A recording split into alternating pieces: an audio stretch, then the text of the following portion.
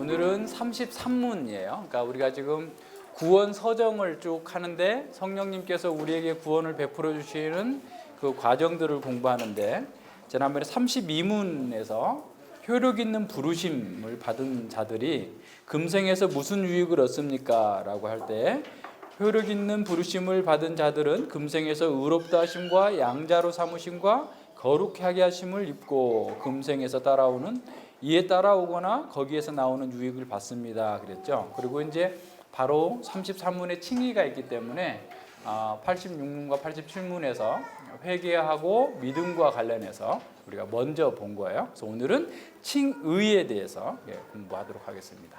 칭의가 뭐냐라는 거죠. 그래서 이제 칭의는, 그러니까 모든 게 우리가 지금 종교개혁에 대해서 우리가 500주년이라고 지금 많이 기념하는데, 종교개혁에 대해서 바르게 이해하려면 어떻게 사람이 구원받을 수 있는가, 칭의에 대해서 바르게 이해해야 되죠. 그래서 루터 선생님은 칭의의 교리를 발견하고서 그 무서운 어둠의 세계를 물리치고 싸웠어요. 목숨을 걸고. 그래서 오늘 우리에게까지 그 빛이 왔고, 그 빛이 밝게 빛나는데도 불구하고 사람들은 여전히 잘 모르고 있는 그런 상황이 있어요.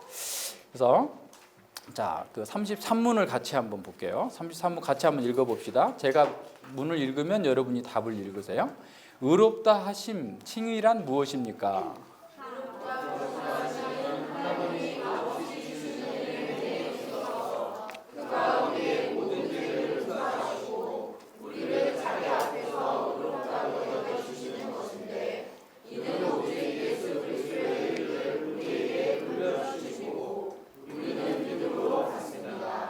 네.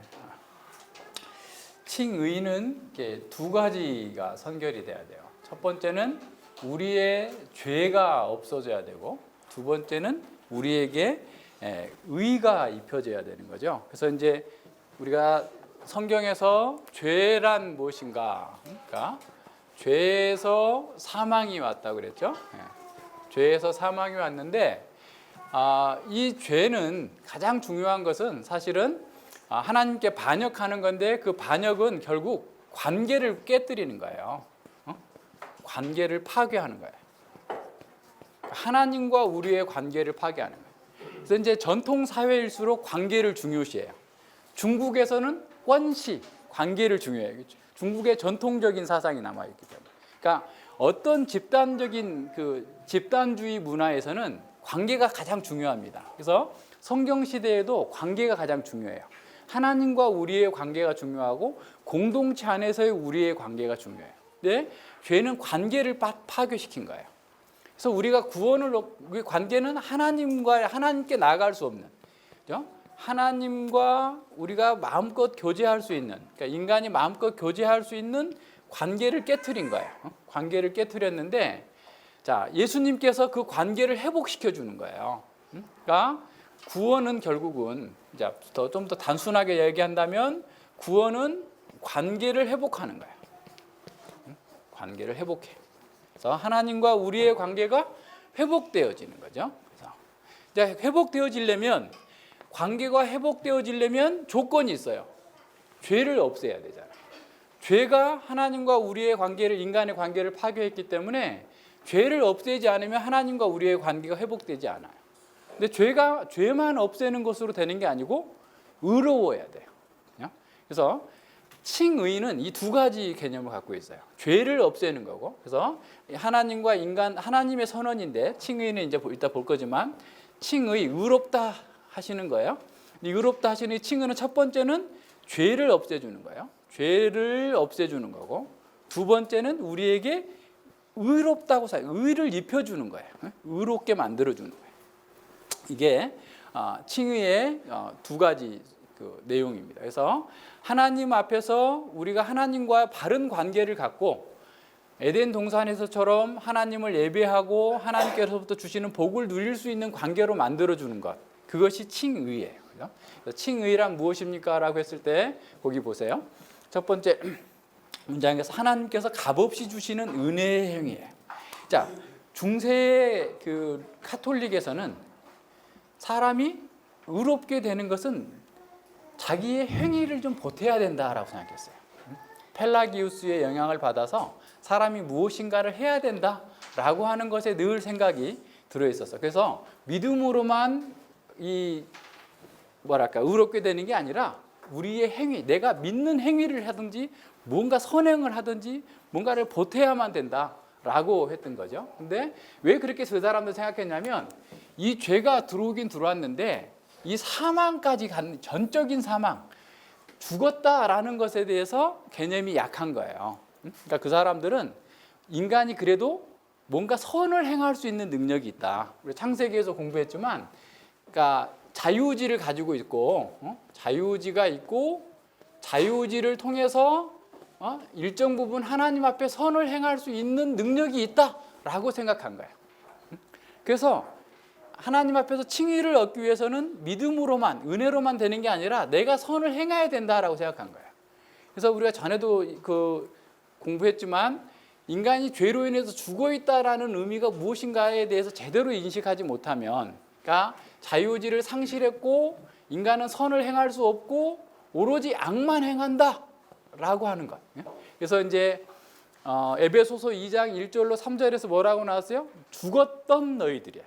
이미 죽었던 거예요. 그러니까 하나님 앞에서 사람은 영적으로 죽었고 육신 사망을 당할 것이고 영혼 사망을 당하는 거예요. 그러니까 전적으로 죽어 있는 사람에게, 그러니까 이렇게 비유를 많이 들잖아요. 사람들이 사람이 물에 빠졌다. 그래서 누가 밧줄을 던져줬다. 그럼 밧줄은 내가 잡아야 되지 않느냐. 그래서 내가 하나님께 협력해가지고 구원을 얻을 수 있다. 이런 개념이 캐톨릭적인 개념이에요. 근데 물에 빠져 죽었는데 그 사람은 그냥 실신이 돼버린 거예요. 잡을 능력도 없어요. 그게 성경이 가르쳐주고 있는 거예요. 그러니까 선을 행할 수 없다. 전혀 행할 수 없다라고 하는 거예요. 하나님 보시기에 선을 행할 수 없다. 그러니까 하나님께서 예수님 요한복음 5장에 보면 선을 행하는 건 뭐라고 그랬어요? 하나님의 뜻을 행하는 거예요. 하나님께서 보내신 자를 믿는 게 선을 행하는 건데 그 믿는 것마저도 내 힘으로 되는 게 아니고 은혜로 말미암아. 에베소서 2장 8절에서 말씀하고 있는 것처럼 은혜로 말미암아 우리가 믿어서 구원을 얻는 거예요. 칭의도 마찬가지예요. 은혜로 주어지는 거예요. 우리에게 은혜로 주어지는 것으로서 우리의 죄를 용서하시고 우리를 자기 앞에서 의롭다고 여겨주니까, 그러니까 우리의 죄를 용서해 주시는 단계가 먼저 있어야 돼요. 그럼 어떻게 용서가 되느냐? 있는데 아무것도 없다고 그냥 여겨주면 사람들이 불공평해요. 그럴 거 아니에요. 그랬을 때 어떻게 했죠? 예수님께서 죽어주신 거예요. 고린도후서 5장 찾아보세요. 고린도후서 5장 19절과 21절 가지고인데, 자, 고린도후서 5장 19절. 이는 하나님께서 그리스도 안에 계시사 세상을 자기와 화목하게 하시며 저희 죄를 저희에게 돌리지 아니하시고 화목하게 하는 말씀을 우리에게 부탁하셨느니라 그랬어요. 자, 그 다음에 21절 보세요.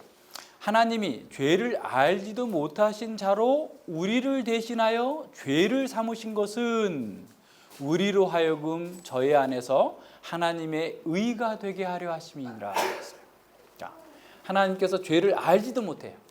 아주 순결하신 하나님의 아들을 우리를 대신해서 죄를 삼으셨다. 이제 죄를 삼으셨다라는 말은 어떤 거냐면 죄의 모든 결과를 다 짊어지게 하셨다. 죄의 모든 저주를 담당하게 하셨다라는 거예요. 그래서 예수님께서 우리의 모든 죄를 담당하셨기 때문에, 그래서 우리로 하여금 예수님 안에서 하나님의 의가 되게 하셨어요. 하나님의 의를 행할 수 있는 사람으로. 관계의 회복이에요. 그래서 이거 성경에서 이 과정들을 아주 풍성하게 가르치고 있어요. 그래서 이제 어떤 성경은 보면 골로새서 2장 14절 보세요. 골로새서 2장 14절에 보면 우리에게 죄의 증서를 예수님께서 다 불태워 버리셨다, 이런 표현으로 나와요. 골로새서 2장 14절 보세요. 자, 우리를 거스리고 우리를 대적하는 의문에 쓴 증서를 도말하시고 제하여 버리사 십자가에 못 박으시고 그랬어요. 그러니까 우리에게 있는 모든 죄에 대한 기록들, 우리에게 불리한 조문들 다 예를 들어서 혜윤이가 목사님한테 1,000만 원을 빌려갔어요. 그래서 차용증을 써줬어요. 이렇게 차용증. 박혜윤은 노천상에게 1,000만 원을 빌려서 언제부터 언제까지 이자 연리 몇 %에서 얼마씩 매월 얼마에 며칠 날 지불하고 그리고 며칠 날까지 갚겠습니다. 라고 이렇게 증서를 써줬어요. 그래서 내가 1,000만 원을 혜윤이한테 빌려줬으면 혜윤이는 매달 이자를 갚아야 되죠. 그리고 마지막 그 기한이 되면 어떻게 해야 돼요? 1,000만 원을 가져와야 돼요. 1,000만 원을 혜윤이가 가져오면 나는 어떻게 하죠? 이 증서를 혜윤이한테 줘요. 그럼 혜윤이가 팍팍 떼져버리는 거예요. 이제 드디어 이 빚에서 내가 해방됐구나. 1,000만 원을 갚기 위해서 얼마나 이렇게 고생했겠어요. 매월 뭐 얼마씩 이자도 납부해야 되지. 또 거기 원금을 갚으려면 내가 막 절제하면서 막 이렇게 하면서 모아놨던 것들을 딱 갚았을 때 아이고 이제 내가 죄에서 해방이다. 찢어서 버리는 거예요. 빚을 안 져봐서 아직 실감이 안 나는데 빚지고 사는 사람 마음은 엄청 부담돼요. 근데 우리의 죄의 빚은 단지 뭘 내놔라는 정도가 아니라 영원한 사망까지 가야 돼요. 세세 무궁토록 고통당해야 되는데 그 죄에 대한 증서, 죄값을 달라라고 하는 그 증서를 십자가에서 예수님께서 다 없애버리신 거예요. 그래서 우리가 이제 죄에서 해방된 겁니다. 그래서 죄에서 해방되어서 이제 의롭게 돼야 돼요. 그래서 우리가 이제 관계 회복이라고 하면 죄인에서 없어지는 것만 해서 되는 게 아니고 그리스도로 옷 입어야 돼요. 그리스도로 옷 입어야 돼요. 그리스도와 같은 의인이라고 내가 역임을 받아야 돼요. 그래서 이 의가 어떻게 됐냐? 내가 실제로는 의인이 아니잖아요. 예수님을 믿었다고 해서 갑자기 의인이 된 것도 아니잖아요. 그리스도의 의가 우리에게 전가됐다 그 말이에요. 아까 고린도후서 5장 21절에서 얘기한 것은 뭐냐면 그리스도 우리의 모든 죄가 그래서 이사야 53장에서 이사야가 노래한 종의 노래에서처럼 그죠? 우리의 모든 죄를 짊어지시고 죽으셨고 그래서 우리의 죄가 사라졌고 우리가 이제 하나님 앞에 나아갈 수 있는 담대하게 나아갈 수 있는 의의 사람으로 바뀐 거예요. 의로운 사람이 된 거예요. 칭의의 은혜를 입은 거죠. 그래서 우리가 칭의의 은혜를 입었다라고 한다면 우리는 하나님 앞에 당당히 나아갈 수 있어요. 근데 우리가 의롭다라고 누가 여겨주시냐면 하나님께서 그렇게 하세요. 로마서 8장 33절 한번 찾아보세요. 로마서 8장 33절에 보면 누가 능히 하나님의 택하신 자들을 송사하리요? 저것들은 아직도 죄인입니다. 쟤들은 심판받아야 마땅합니다. 이렇게 수많은 송사가 온다 할지라도 우리는 할 말이 있다라는 거야. 어떤 말? 의롭다 하신 이는 하나님이시니. 하나님께서 우리를 예수님 안에서 의롭다라고 선언해 주셨어요. 그렇기 때문에 로마서 3장 24절에서도 하나님의 은혜로 값없이 의롭다 하심을 얻은 자 되었느니라. 하나님의 은혜로 값없이 의롭다 하심을 얻은 거예요. 그러니까 우리의 공로로서는 감당할 수가 없어요. 그러니까 루터 선생님이 자기의 죄를 없애려고 수많은 고통을 겪었어요. 심지어는 그냥 금식을 하다 죽을 뻔하기도 하고 사람들에게 수치를 당하기 위해서 일부러 막 구걸하러도 다니기도 하고 온갖 노력을 다했어요. 막 자기를 채찍으로 때리기도 하고 추운 날 이불도 덮지 않고 일부러 거기서 자보기도 하고 그 죄책감에서 벗어나기 위해서 할 수 있는 건 다 해봤어요. 그런데도 그 죄에 대한 그 무게에서 짓눌려서 견딜 수 없었어요. 양심의 평강이 없었어요. 아무리 선을 행하려고 해도 안 된 거예요. 그래서 어떤 분은 그렇게 표현한 거예요. 수돗물을 콸콸콸 틀어놨어. 근데 그 바닥으로 걸레로 닦아서 이렇게 짜낸다고 해가지고 그 얼마나 짜내겠어요? 더 많이 차올라오죠. 그러니까 인간이 할 수 있는 모든 노력 가지고서는 안 된다. 오직 은혜로. 그래서 이 루터 선생님이 로마서를 공부하다가 깨달은 거예요. 로마서 3장과 4장을 공부하면서 계속 고통스러운 거예요. 하나님의 의의가 공의가 심판의 공인데 이게 어떻게 우리에게 구원이 될 수 있을까? 늘 고민한 거예요. 그러다가 깨달은 거예요. 그래서 이제 아브라함의 예도 그러면 로마서 4장에서 아브라함도 원래 자기가 뭔가를 율법을 지켜서 잘해서 의롭다함을 받은 게 아니었구나. 그러니까 로마 창세기에서 보면 창세기 15장에서 하나님을 믿음에 하나님께서 저를 의로 여기셨다라고 나왔거든요. 그리고 할례는 17장에 가서 했고, 그죠? 그리고 한참 뒤에 가서 22장에 이삭을 바치는 그런 과정 속에서 하나님의 아브라함의 경건하다, 하나님의 믿음을 확증해주는 그런 사건이 나오죠. 그래서 바울도 마찬가지예요. 정말 하나님을 믿는 것, 경건치 않는 자를 다윗이 고백한 것처럼 경건치 않음에도 불구하고 의롭다 하시는 이를 믿는 자에게 의로 여기셨다라고 얘기하면서 그 믿음의 의를 이렇게 우리에게 보여주신 거예요. 그래서 우리는 일한 것이 없는, 그래서 로마서 4장 6절에서 말한 것처럼 일한 것이 없이 하나님께 의로 여기심을 받는 사람, 그 사람이 행복한 사람이다라고 다윗이 선언한 것처럼 우리는 은혜로 칭의의 은혜를 받았다라는 거예요. 그래서 우리가 예수님을 믿을 때 우리에게 있는 모든 죄는 어떻게? 다 예수님께로 갔고, 또 예수님 안에 있는 의는 우리에게 온 거예요. 전가예요, 전가. 그래서 우리의 죄는 예수님께 가고 예수님의 의는 우리에게 왔어요. 그래서 예수님께서 이 땅에서 사시면서 고난당하시고 모든 어려움을 겪으신 것뿐만 아니라 율법을 따라 사신 그 의도 우리의 것이 된 거예요. 그래서 예수님의 의가 우리의 의가 됐어요. 그래서 우리는 의로운 사람이 됐다라고 하는 사실들을 이렇게 잘 받아들이고 살아가는 거예요. 그래서 이제 계속 얘기하고 있는 거죠. 사람들은 어떻게 하면 의롭게 될까? 예수님을 믿는 거 외에 다른 방법이 없어요. 우리의 노력으로서는 안 돼요. 자, 그러면 의롭게 됐으니 내가 이제는 가만히 있어도 되는가? 이제 여기에 우리 생각 한번 해봐야 되는 거야. 우리 이제 의로운 사람이 됐어요. 우리의 노력이 아니에요. 행위가 없어도 예수님을 믿음으로써 우리에게 칭의가 의로운 사람이라고 하는 법정적 선언이 있었어요. 그래서 이제 의롭기 때문에 하나님과 관계 회복이 돼서 하나님을 예배할 수 있는 사람이 됐어요. 자, 그러면 가만히 있는 건가?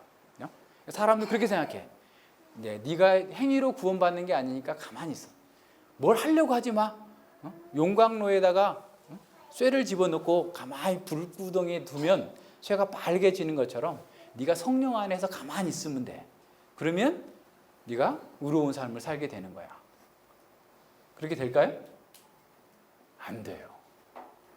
우리는 그리스도의 의를 입었기 때문에 그 순간부터 우리는 우리 안에서 의를 행할 수 있는 능력을 주셨어요. 순종해 나가는 거예요. 말씀에 따라 살아가는 거예요. 계속 우리의 노력을 거기에 계속 합치는데 그 노력은 어떤 거냐면 칭의를 위한 노력이 아니라 칭의를 얻었기 때문에 하나님께 순종하는 사랑이에요. 사랑. 그러니까 관계는 사랑이에요. 하나님께서 우리를 사랑하는 관계, 우리가 하나님을 사랑하는 거예요. 우리가 하는 의로운 삶은 칭의를 위한 조건이 아니라 칭의를 얻은 사람이 하나님을 사랑하기 때문에 행하는 거예요. 그래서 율법도 우리에게 뭔가를 하라 하는 게 아니라 사실은 한마디로 요약하면 사랑하라. 하나님을 사랑하라. 이웃을 사랑하라. 율법의 대강령이에요, 그게. 그러니까 우리는 칭의를 얻은 사람은 이 땅에서부터 당장 그 순간부터 하나님의 말씀을 따라 살고자 하는 거예요. 하나님을 사랑하는 거예요. 그래서 야고보가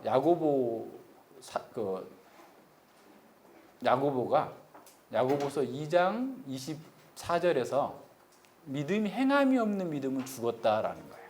그것은 칭의의 조건으로서 행함을 얘기하는 게 아니라 칭의를 받은 사람이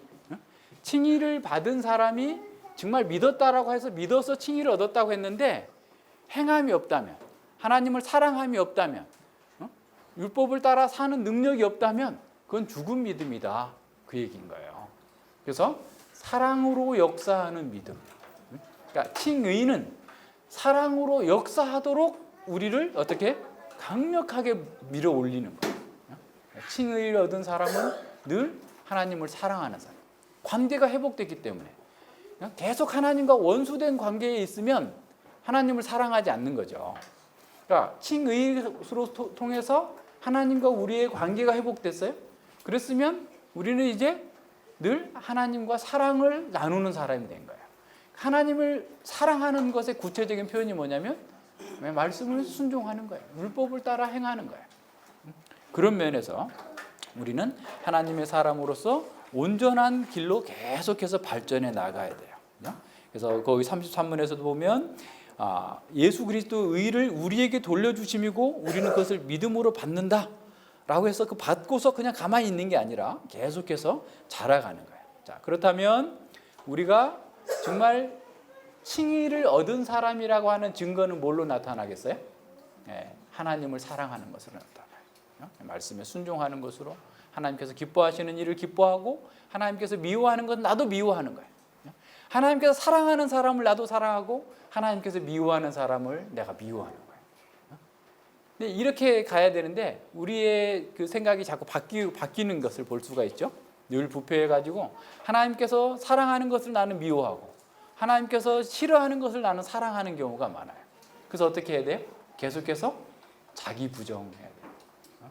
내 방식대로 사는 것은 나를 몰락시키는 거다. 나를 괴롭게 하는 거다. 내가 하나님의 말씀을 따라 사는 것이 하나님의 은혜에 합당한 삶을 사는 거다라고 여기면서 늘 이렇게 가야 돼요. 그래서 하나님 말씀 가운데서 우리에게 주어진 길들을 계속해서 가는 사람. 그래서 믿음 안에 우리가 거하기 때문에 그냥 가만히 있고 아무렇게나 살아도 믿음의 증거다라고 생각하는 사람은 오해예요. 그래서 믿는 사람보다 어떤 면에서 이 세상에서 역동적인 사람이 없어요. 굉장히 강력한 사람. 그래서 구약의 히브리서 11장에 나와 있는 그 믿음의 사람들의 그 목록들을 한번 바라보세요. 그분들이 얼마나 역동적으로 살았는지. 이제 오늘 또 말씀 가운데 나오겠지만 정말 믿음의 사람은 자기의 온 몸을 다 던져서 자기를 다 버려서 하나님을 사랑합니다. 칭의를 누린 사람이 바로 그런 사람이에요. 그러니까 정말 칭의의 은혜를 누리는 사람은 이 세상 가운데에서 정말 하나님께서 원하시는 것을 나도 원하겠다. 하나님께서 미워하는 것을 나도 미워하겠다. 늘 그렇게 생각하는 거예요. 그래서 내가 뭔가를 하고 싶을 때 그래서 그 하고 싶어가지고 잠을 못 잘 정도로 막 괴로운 일이 있을 때 우리는 무슨 생각을 해야 되겠어요? 하나님께서 이 일을 기뻐하실까?